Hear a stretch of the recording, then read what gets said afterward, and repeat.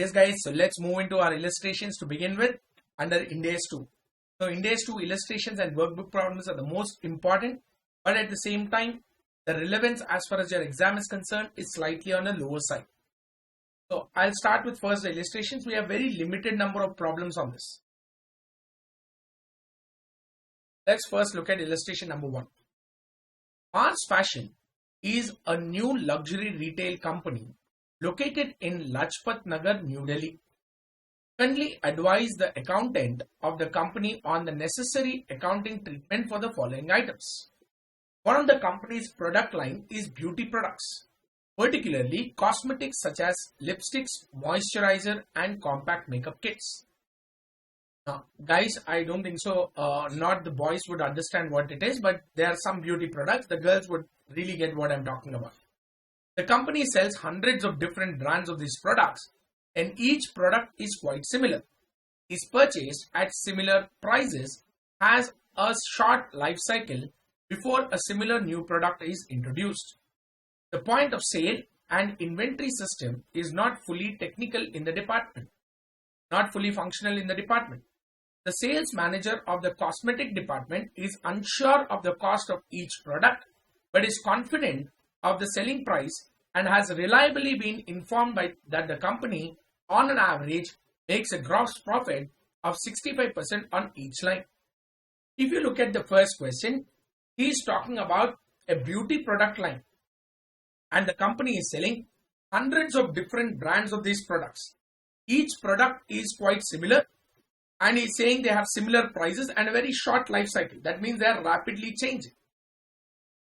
A rapidly changing product, multiple products, purely retail industry. Therefore, you can apply the retail method or the adjusted selling price method in measuring the cost of these inventory. What is your retail method talking about? The retail method says that the estimated selling price, if reduced by the estimated GP margin, in this case on an average of 65%, should give you what is the cost of each product. Very clearly he is saying he is unsure of the cost but is confident of the selling price. That is sufficient for us because your selling prices can be ascertained, the GP margin can be ascertained. You can determine the cost by estimated selling price minus GP margin. That is the answer for the first point number A, where we use a retail method or adjusted selling price method to determine the cost of these cosmetics. Mars Fashion also sells handbags.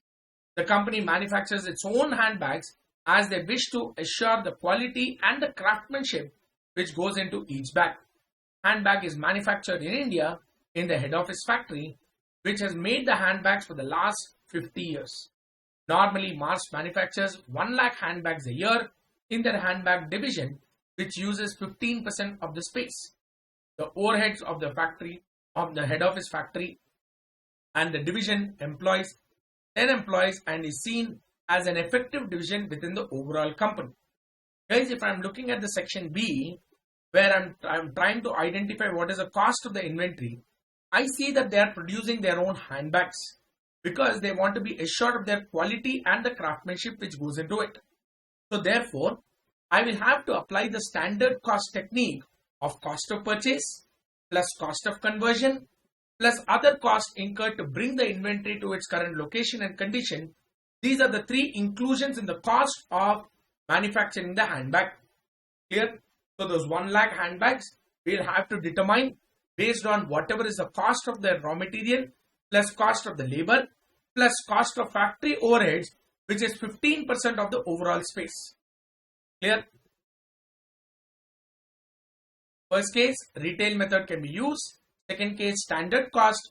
If the results approximate the cost, that means the company can reliably identify what is the direct material, labor, expenses, overheads. It would be the best method to use for the arriving at the cost of inventory. So that is the end of the first question. Look at the second one. Mercury Limited uses a periodic inventory system. The following information relates to 2021 and 22. April, May, September and February, there are certain inventory and purchases made during these months. April, at the beginning, they had an inventory of 200 where the cost per unit was 10. In May, they purchased 50 units at 11 rupees, while in September, they purchased 400 units at 12 rupees, and in February, they purchased 350 units at 14 rupees, and the total cost of this inventory was 12,250. The physical inventory at the end of the year, that is on 31st March 2022, is 400. Calculate the ending inventory value and cost of sales using both FIFO as well as weighted average. Let's try to apply and understand what this question is. If I am applying as per FIFO and as per weighted average, when I know that the cost of the inventory should be identified and also the cost of sales also should be identified. So let's try to determine both of them. First, I'll take up with FIFO. This is illustration number 2.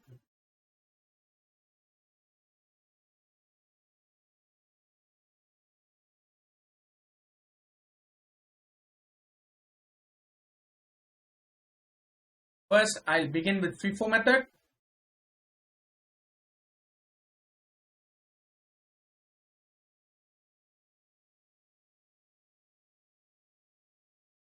Under FIFO, when I start valuing the inventory, I should go something like this. I would like to start with, under FIFO method,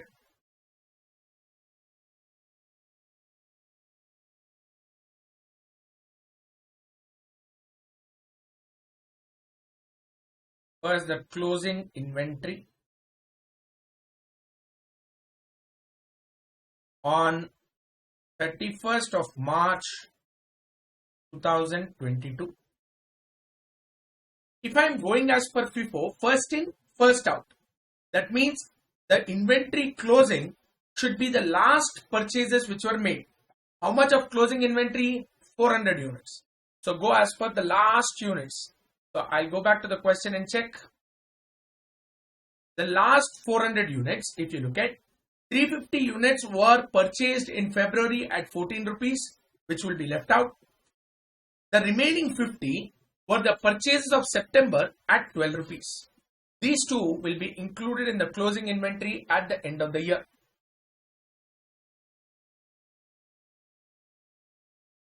February, September.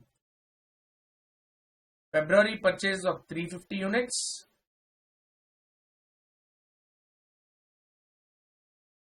Price per unit and the total. 50 units I'll take from September. Total I'll get 400 units as closing inventory. These February units were purchased at 14 rupees. September units were purchased at 12 rupees. If I'm right, that is the answer. 14 and 12. Check, check, check. Yeah, 14 and 12, correct. So find out the totals. That will be the closing inventory. 350 into 14. 4,900. 15 to 12 is 600. The total closing inventory is 5,500 in rupee terms. Closing inventory as per FIFO basis is 5,500. I also have to determine what is the cost of sales. How do you determine cost of sales then? To determine cost of sales, let us apply this formula. What is the formula that I have to apply? Opening stock plus purchases during the year minus closing stock.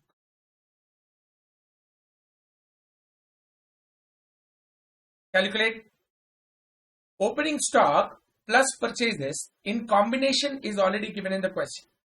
The opening stock included in the purchases which happened on May, September and February, the total was 12,250.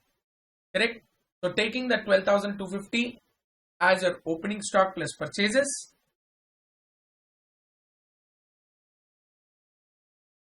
the closing stock which I just determined under FIFO method is 5,500. That means my cost of sales should be coming down to about 6,750.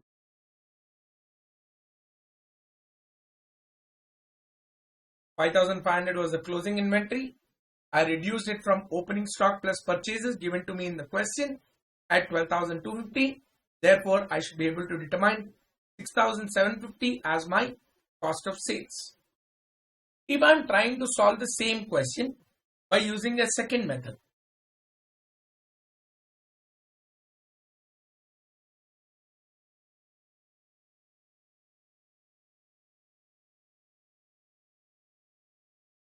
weighted average cost. Under weighted average for cost, we should first find out what is the average cost per unit.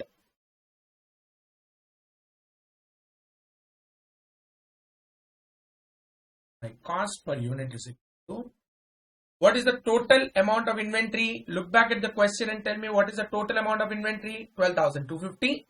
What is the total number of units? 1,000. That is 12,250 divided by 1,000 units, including the purchases and the opening stock. That is 12.25 rupees per unit is the cost.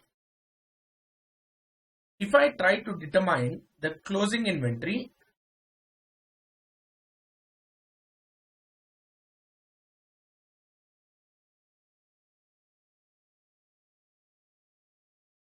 on 31st of March 2022, the amount of closing inventory, I am left out with 400 units. Each unit under weighted average cost is measured at 12.25 per unit. Therefore, the total closing inventory should be valued at 400 into 12.25. That is 4,900. Fine. Moving on. Into part B, I'll also have to determine what is the cost of sales.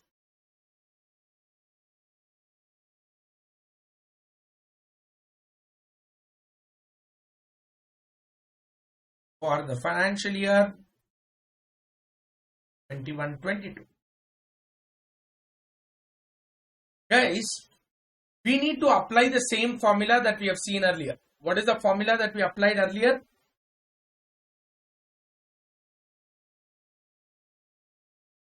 Opening stock plus purchases minus closing stock. Guys, this opening stock plus purchases is already given to you in the question as 12,250. Out of this, closing stock which we just measured is 4,900. Therefore, the answer would be 7,350 is your cost of purchase.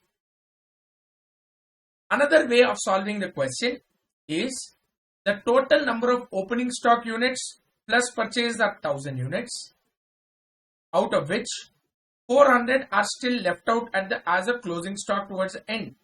That means how many units did I sell? 600. What is the average price per unit which I calculated? 12.25. Calculate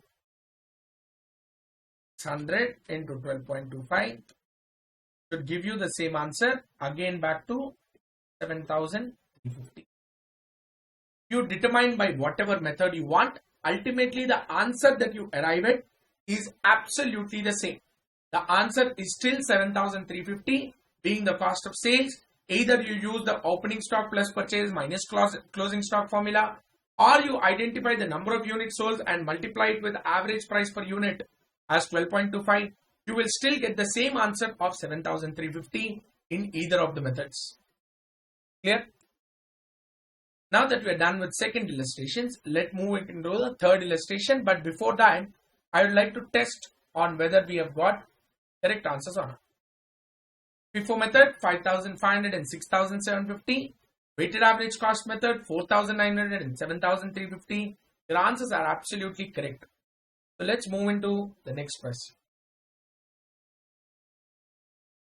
Sun Pharma Limited, a renowned company in the field of pharmaceuticals, has the following 4 items in inventory. Cost, net realizable value is given. You know what is the cost, you know what is the NR. Okay, for item A, B, C and D and also the total. Determine the value of inventory on item to item basis or on group basis. On group basis, there is no great debate, because the group cost is 14,600 and NRV is 14,540. Lower of cost on NRV, 14,540 is your answer. But on item to item basis is where you need to apply a little bit of workings.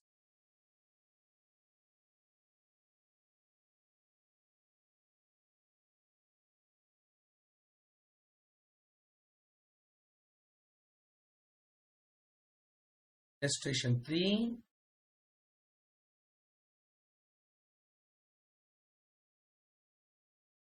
I am going by item basis. How many items are there?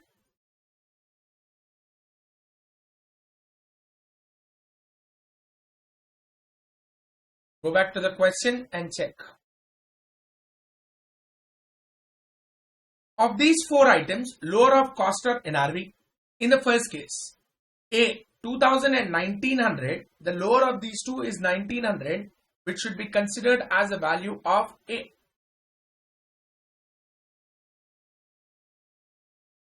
What about B? The B part here shows 5000 and 5100. That means I'll take it as 5000 only. Lower of cost or NRV. What about next one, C? 4400 and 4550. I'll take it as 4400. Cost being lower than the NRV. Last one, D. Check under D. 2990 and 3200. Obviously 2990 is lower.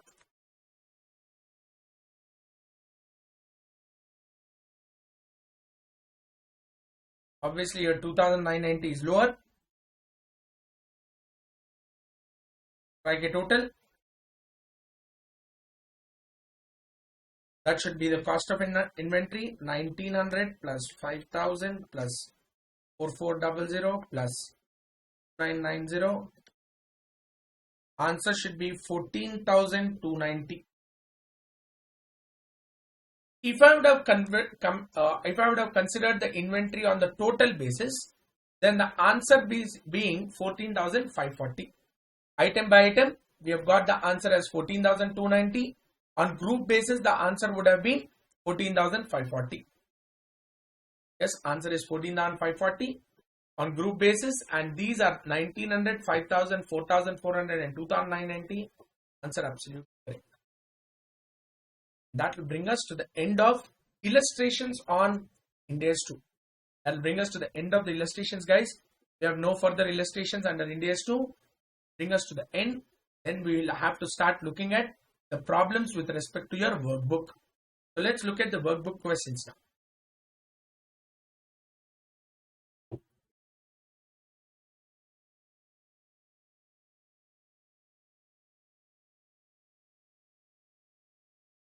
Yep. Look at the workbook question number 1. UA Limited purchased raw material at 400 rupees per kilo. Company does not sell raw material but uses in the process of production of finished goods. The finished good in which raw material is expected to be sold below cost. At the end of the accounting year, the company is having 10,000 kg of raw material in inventory. The company never sells its raw material and it does not know what is the selling price. Hence cannot calculate the realizable value of raw material for valuation of inventory at the end of the year. However, the replacement cost of raw material is 300 rupees per kg. What is the value of inventory of raw material? Measurement of cost is purchase price of 400, but measurement of NRV, you need not know what is the selling price of those raw material. It is sufficient if you consider the replacement value, and the replacement value is given to us as 300 rupees per kg. So let's solve workbook problem number 1.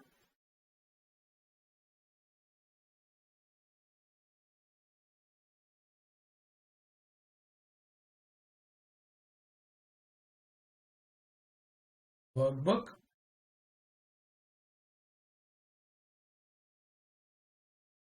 Question number 1. How do we start solving? First,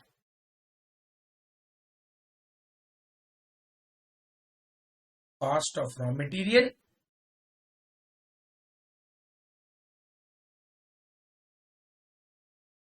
Already given to me in the question. It is rupee 400 per kg. I don't know number of kgs. Otherwise, I would have multiplied. NRV of raw material.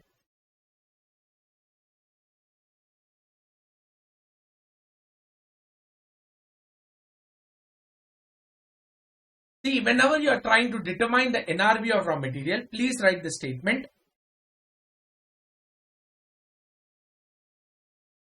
In determination of NRV,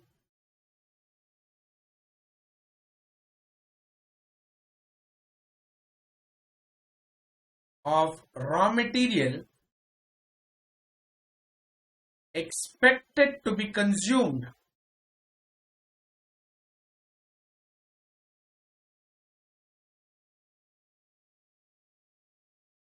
in production process,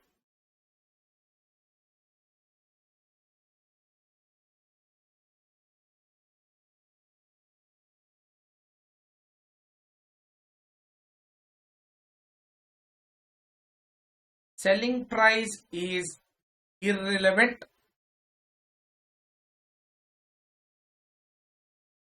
in estimation of NRV of raw material. Selling price is irrelevant. What is relevant? Replacement cost should be equal to NRV. Therefore, this should be considered at 300 per kg. Which one is lower, cost or replacement cost? Obviously, replacement cost is lower. So, write down conclusion. Raw material should be valued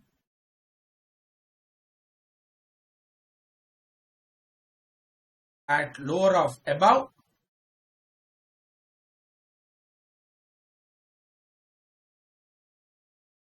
What is the lower of above? It is nothing but rupee 300 per kilo. Is the lower of above, and that should be the price at which the inventory of raw material should be valued on the measurement date. Clear?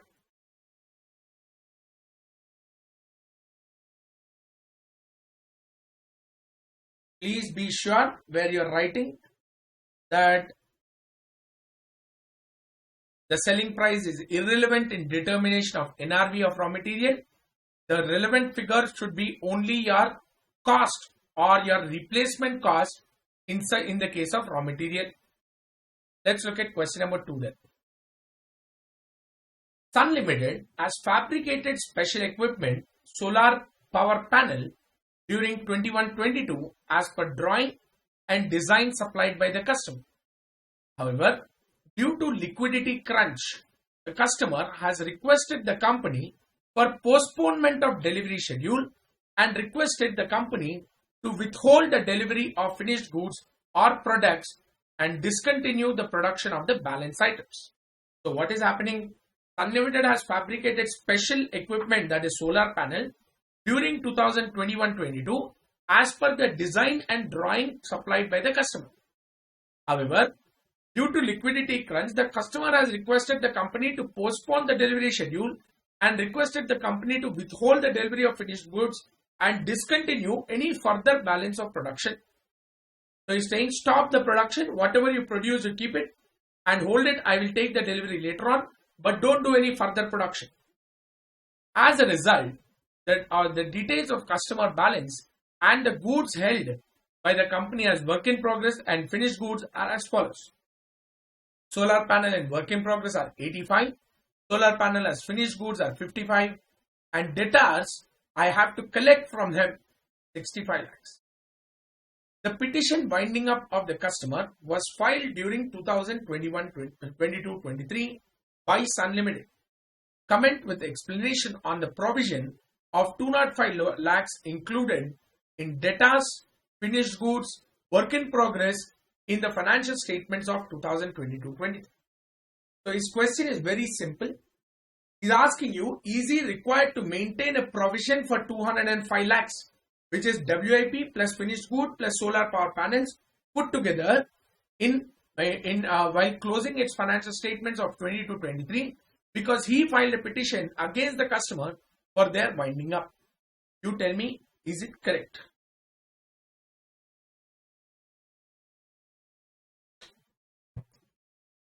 Is that statement made by the enterprise correct? Is it in line with IND AS 22 IND AS 2 to maintain a provision for 205 lakhs? Guys, forget about the debtors, because creating a provision on the debtors is as per IND AS 37, and also impairment to your debtors should be discussed under para 5.5 of IND AS 109. I'll keep that part aside. Yes, I will discuss about it. What about your WIP and finished good? Should I maintain a provision for the entire amount?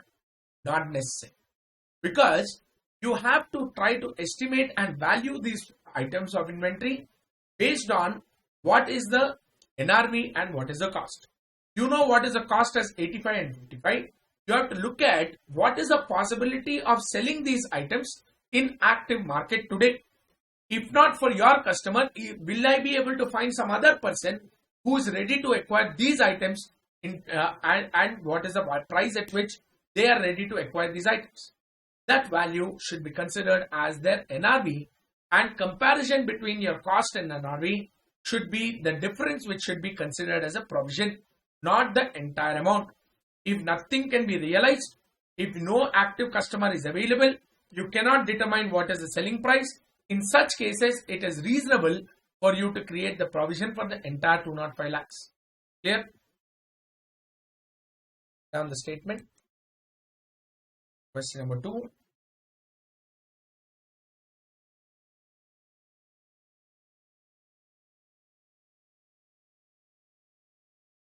Sun Limited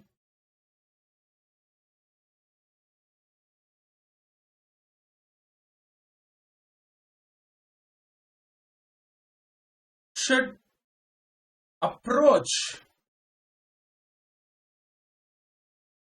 the possibility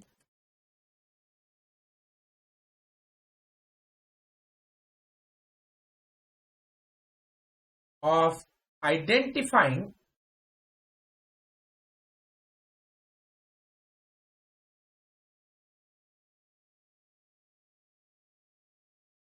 a buyer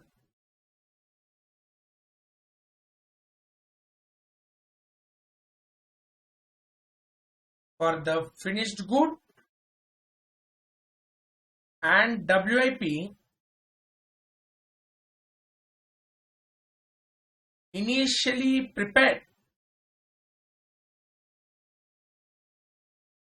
for the defaulting customer.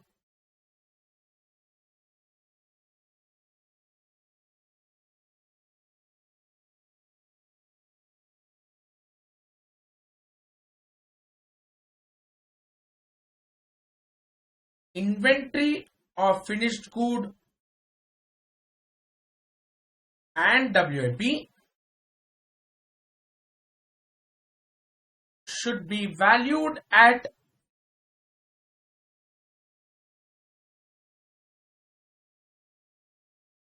lower of cost or NRV.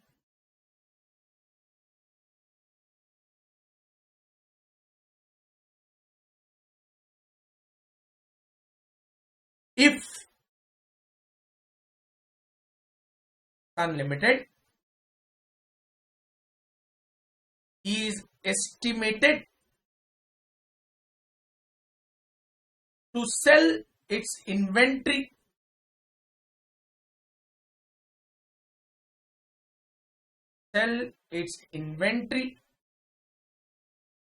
at lower than cost,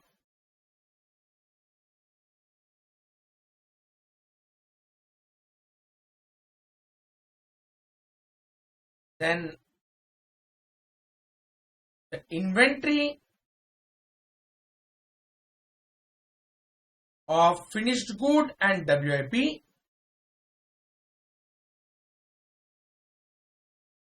should be written down.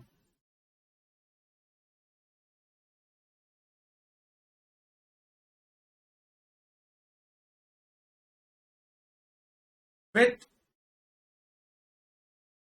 the estimated cost, with the estimated future loss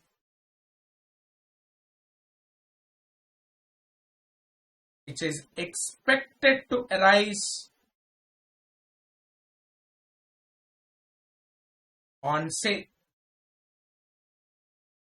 So whatever is the estimated selling price minus the cost, so the difference or the estimated future loss should be reduced from the value of inventory. No provision is required. You are not required to maintain a provision because you are going to value the measure at value the inventory at lower than cost.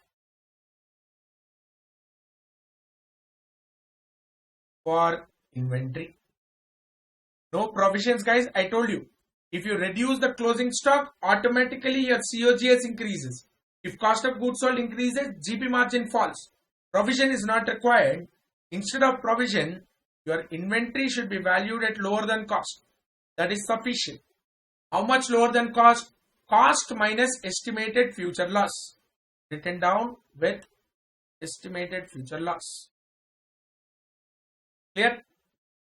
So whenever we are talking about this concept of valuing the inventory at lower than cost, by writing down the inventory with the estimated future loss, no provision is required to be created to the extent of inventory value.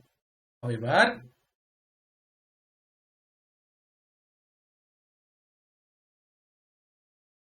a provision should be recognized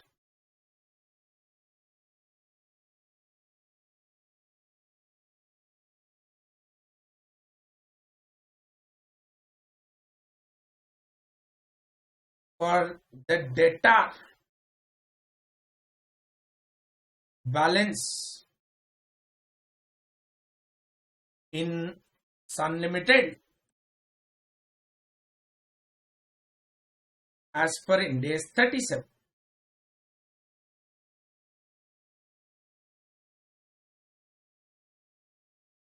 As per Ind AS 37, a provision should be recognized for the debtor balance. How much is the debtor balance in the question? It is already given to me as 75 lakhs.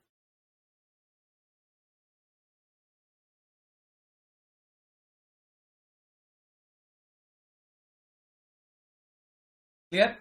And that will bring us to the end of this question number 2 as far as your inventory is concerned. If you are still writing down, I'll give you answer. Please check. Understand what we have written before you write. Understand and write.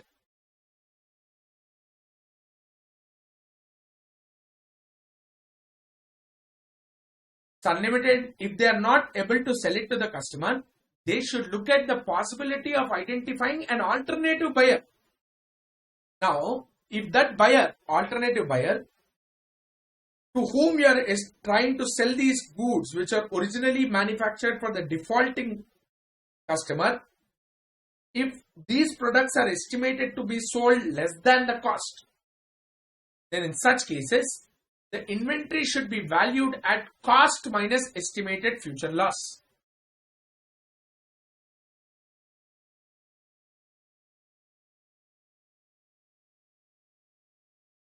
Inventory should be valued at cost minus estimated future loss.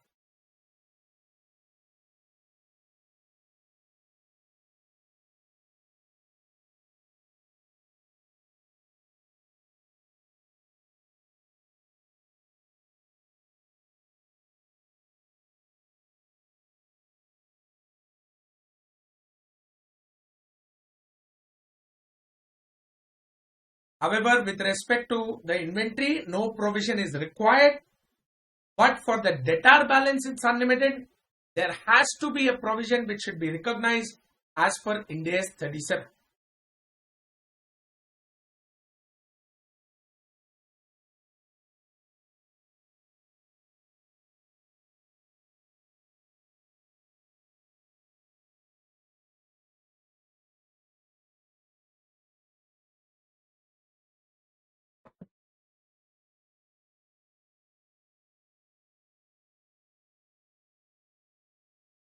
Yes, guys. So that will bring us to the end of discussion in question number 2.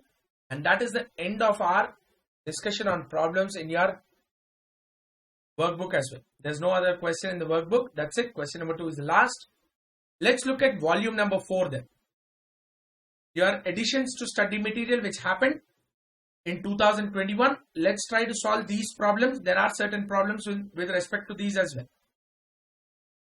ABC buys goods from an overseas supplier. It has recently taken the delivery of 1000 units of component X. The quoted price of X is 1200 per unit, but ABC negotiated it at a discount of 5% due to the size of the order.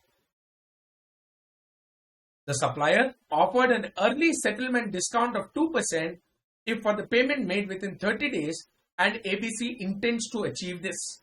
In valuation of inventory, this settlement discount is called as cash discount, should not be considered, but the trade discount should be considered in measurement of inventory.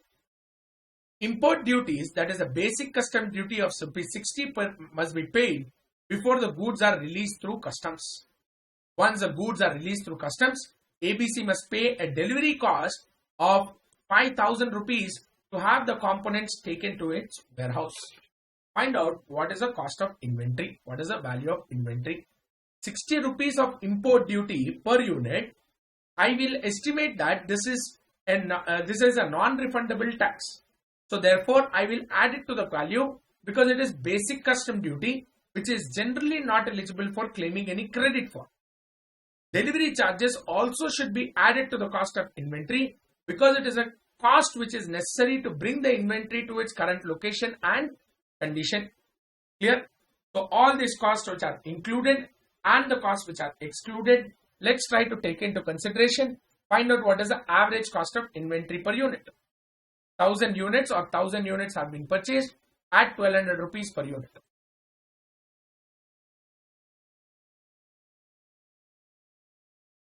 Module number 4, additions to your study material.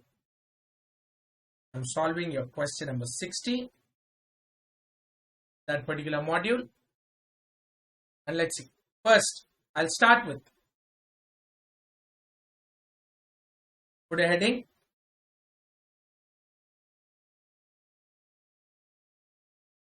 determination of cost of inventory.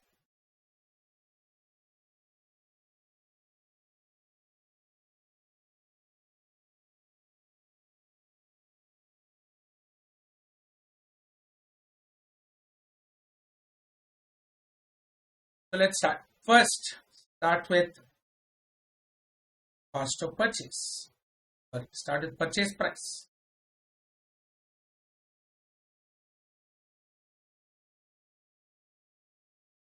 My purchase price includes 1000 units which are purchased at ₹1200 per unit. Therefore, the purchase price in rupee terms, total column, 12 lakhs.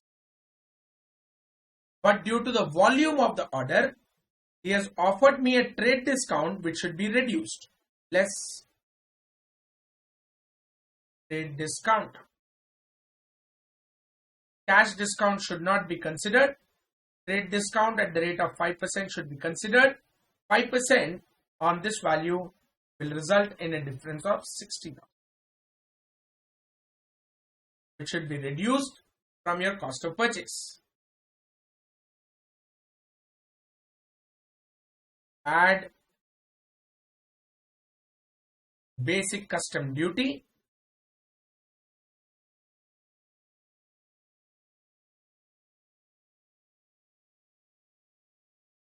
assuming that these are non-refundable taxes.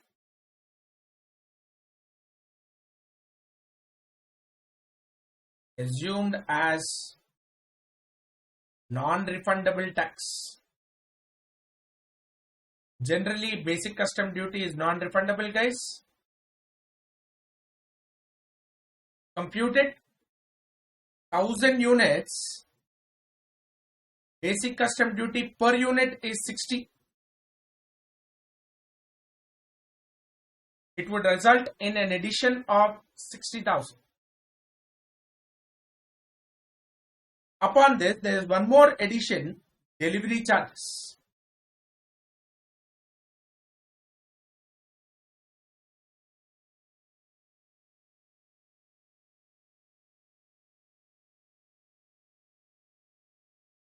Delivery charges is a straightforward figure given in the question to us, 5,000. The only figure which I did not consider is cash discount. I will write a statement below that. Total cost of inventory is 12,05,000. One statement which I'll make is with respect to your cash discount. Discount offered for early settlement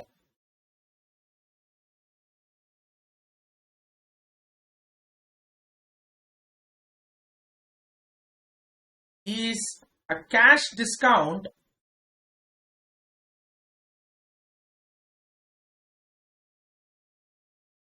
which should not be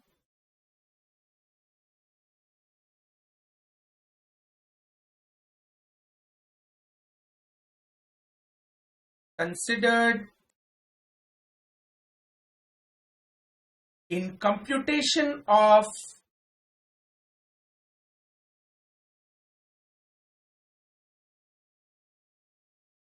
cost of inventory.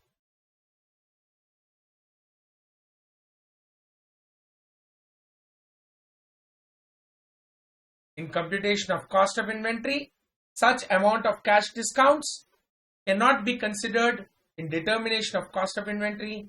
Therefore, that is your final answer for your question number 60. 12,05,000 is absolutely correct.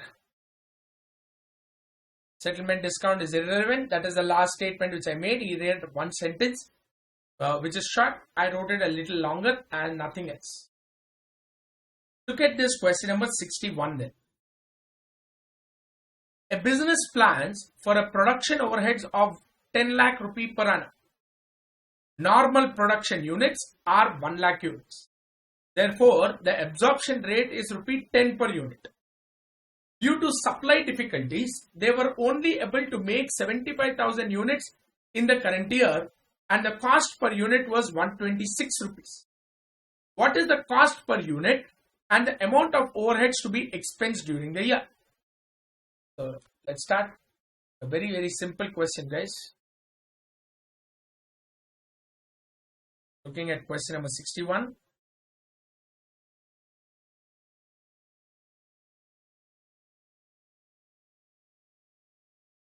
Fixed overheads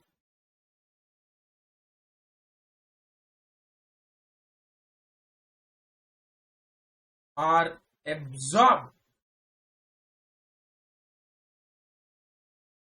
into the cost of inventory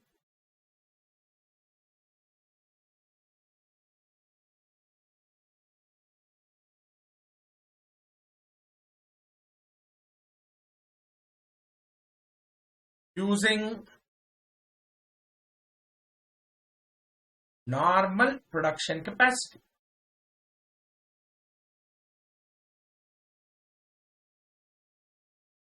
Using normal production capacity.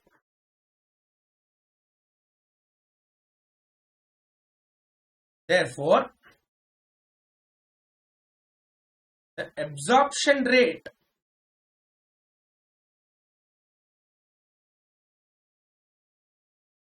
is equal to 10 lakh rupee divided by normal production of 1 lakh units. Therefore, the absorption rate will be ₹10 per unit. Once you got the absorption rate of fixed overheads, you know what is the cost of the cost per unit. You know what is the absorption rate.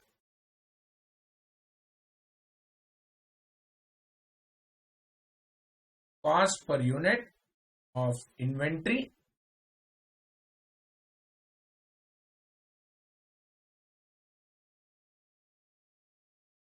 $126 per unit. To this amount, I'll add fixed overhead absorption rate.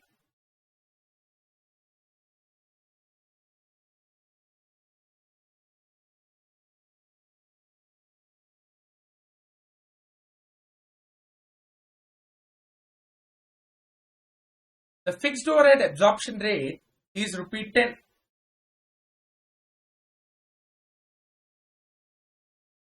Therefore, the total is ₹136 per unit, which I would consider as the total cost per unit.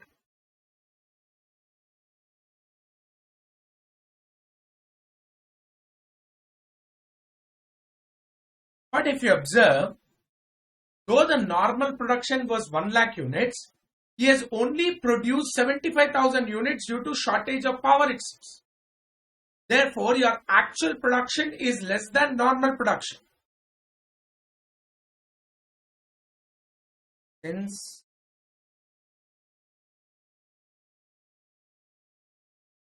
your actual production, that is nothing but 75,000 units, is less than my normal production, which is estimated. I have absorbed the fixed overheads based on normal production, which is estimated to be 1 lakh units. How much is the actual production? Only 75,000 units. Since your actual production is less than normal production, it results in under absorption.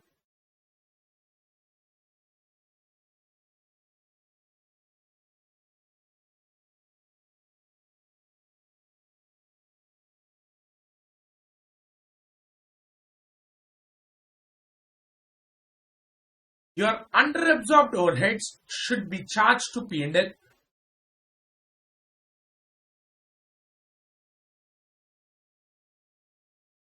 Under-absorbed overheads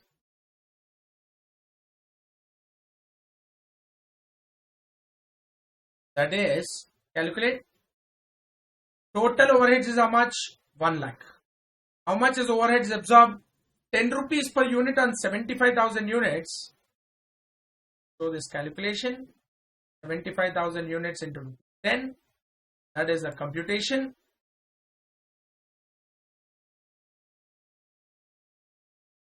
Therefore, under-absorbed overheads of ₹25,000 should be charged to P&L.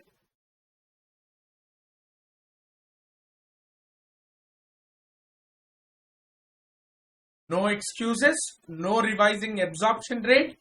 The difference of 25,000 rupees between the actual overheads incurred and the overheads absorbed should straightforward be transferred to P&L. This is a discussion that we had in cost of conversion. There's no doubt regarding that. Let's go back to what we have written. Fixed overheads should be absorbed based on normal production, which is 10 rupees per unit. Cost of inventory is already given to me as 126. I am adding 10 rupees per unit of fixed overheads absorbed, making a total of 136 rupees per unit being the cost of inventory. The cost of, since actual production is less than the normal production, it results in under absorption. Such under absorbed overheads are necessary to be charged to P&L. And that will bring us to the end of question number 61.